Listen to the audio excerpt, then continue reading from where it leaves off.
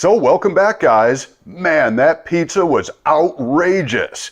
I love Lisa's homemade pizza dough and homemade pizza sauce, all the fixins. Love pizza night. It doesn't happen frequent enough for me. Anyway, we love our food, and I'm standing in our sort of emergency food pantry out in the garage here. I want to preface this by saying, first of all, Lisa and I are not doomsday preppers by any stretch of the imagination.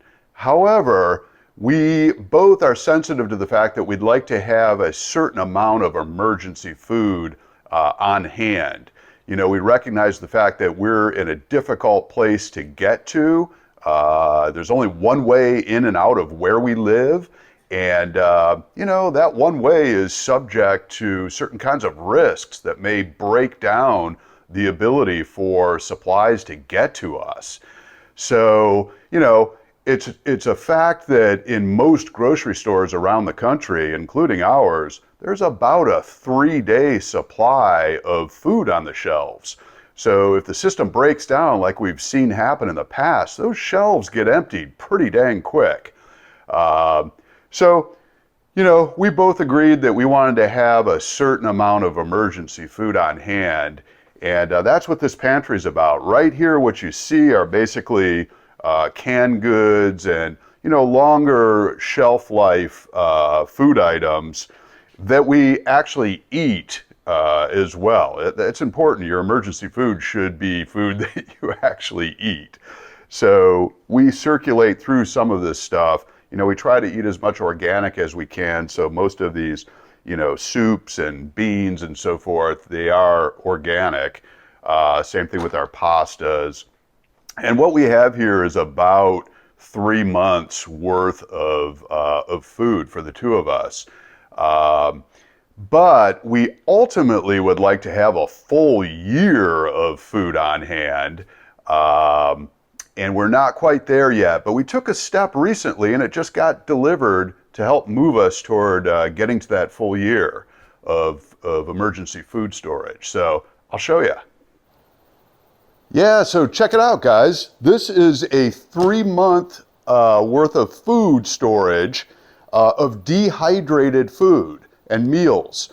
So it's 2,000 calories a day for 3 months. Now, you know, Lisa's only 100 pounds and her caloric requirement daily is about 1,500 calories. Mine is between 2,000 and 2,500. So this 3-month supply providing 2,000 calories a day is going to take us through about a month and a half. So when we add that to our already 3-month supply that we have on the shelves there, you know, that gives us about 4.5 months of emergency food supply. We feel like that's plenty. Even though the long-term goal would be to have a year's supply on hand, you know, 4.5 months is plenty for us right now, we believe. So the beauty of this dehydrated food is that it has a 25-year shelf life. And you can go, you know, people have been dehydrating emergency food for a long time, and you can go online and look up videos of people opening dehydrated food that is 25 years old and reconstituting it and eating it. And most all of them are surprised at just how good it still tastes and the nutritional benefits that are still there. So this comes out of a company out of Salt Lake City, you know, big LDS community there. And one of the things that the LDS community is encouraged to do is to put together a year's worth of food storage for their family. So there are companies in the Salt Lake area especially that specialize in these emergency dehydrated food kits. So again, this is 3 months worth. It just arrived today, so I'm gonna load it onto our shelves and we'll be good for emergency food for the next, like I said, 4.5, 5 months.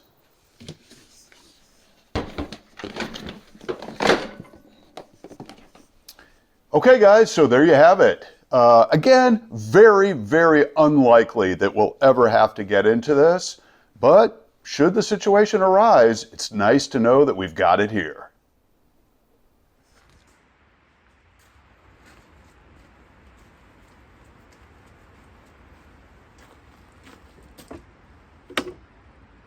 So as you guys recall, a couple of weeks ago, I blew the motor in my electric blower back at the house.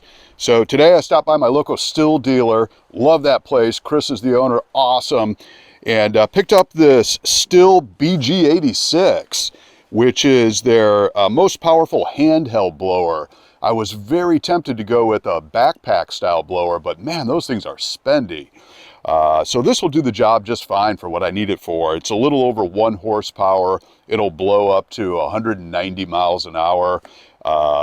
So that's really, I just need to blow off the driveway back at the house and the deck, and this should be just fine. I love that it's gas powered, so I don't have to worry about hauling that extension cord around with me everywhere. So glad to have the Sthil BG86, baby. Let's go ahead and fire this thing up, see what she sounds like.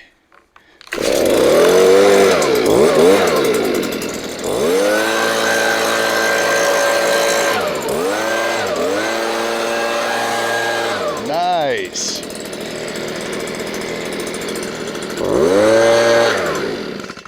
Yeah, that's sweet. I like it's got this trigger lock on it here, if you can see that, so I don't have to hold that trigger down. That's pretty cool. Yeah, this is going to work out just fine.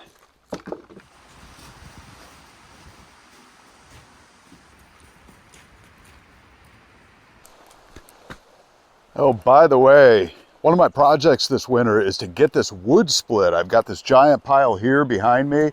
I got another giant pile over here. So I'm looking for a used wood splitter and gas powered. Get that thing going, get this wood split, and then I'll build a wood shed. So that's an upcoming project to look forward to.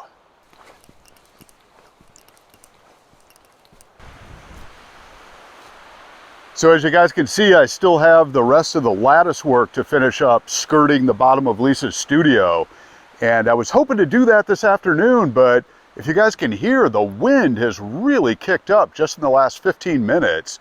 And I'm looking off in the sky, and it's pretty dark clouds, and a little light mist rain just started. So I'm reluctant to pull out the power tools and set this up to get these pieces cut to finish this project. Tomorrow is a 50% chance of rain, and sometimes that means, actually normally out here it means that it's pretty nice. So I'm gonna not do this like I hope to this afternoon, and hope that the weather's okay, and I'll wrap this up tomorrow. This shouldn't take me more than about a couple of hours to do. Ooh, baby, it is blowing. This thing's pretty cool. Made by the former owner of the property. It's made from road signs mounted around just a simple spindle gear. With the tail that'll change, depending on the wind direction. Pretty cool. It's been shot up a few times. Not by me.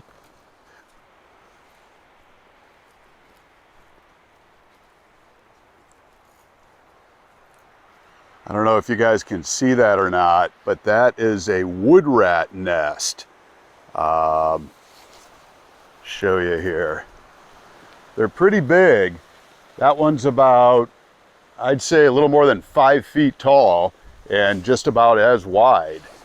And they're pretty popular in the forests around here. And on the outskirts of our property, I've counted probably 5 or 6 of these nests. And I've thrown things into them, big rocks and bricks and so forth, and haven't seen any evidence of any wood rats actually living in them. Nothing has scurried about. But I'm not sure how to get rid of them. People say around here just burn them, but obviously it's on the edge of a forest, so I'm not going to light that thing on fire.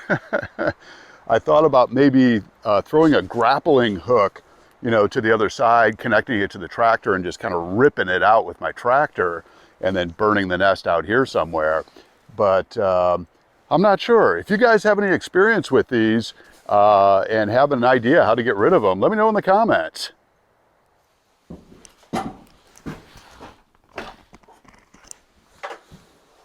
Hopefully the weather cooperates tomorrow and I can finish that lattice work on Lisa's studio. And if it's nice in the afternoon, I may head down to the river and give a shot at some steelhead fishing. It's season and they're catching them. Lisa and I love steelhead. It's an androgynous rainbow trout that looks and tastes a lot like salmon. To us, it's even better than salmon. You catch them on these spinners that look like this. Give you a closer look here. And you drop these out in the river with about an 8-ounce weight, the way the river's moving right now, and wait for the bite. They're not easy to catch, but they are catching them. So hopefully, like I said, the weather cooperates and I can bring you guys along for some steelhead fishing.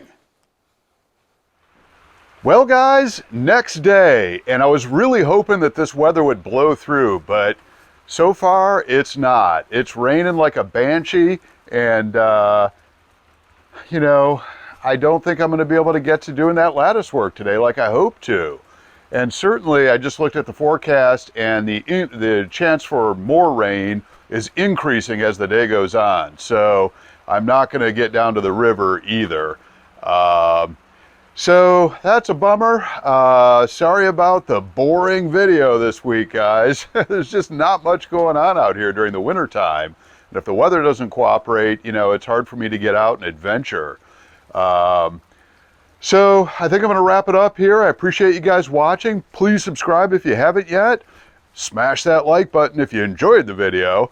I'll look forward to seeing you next time.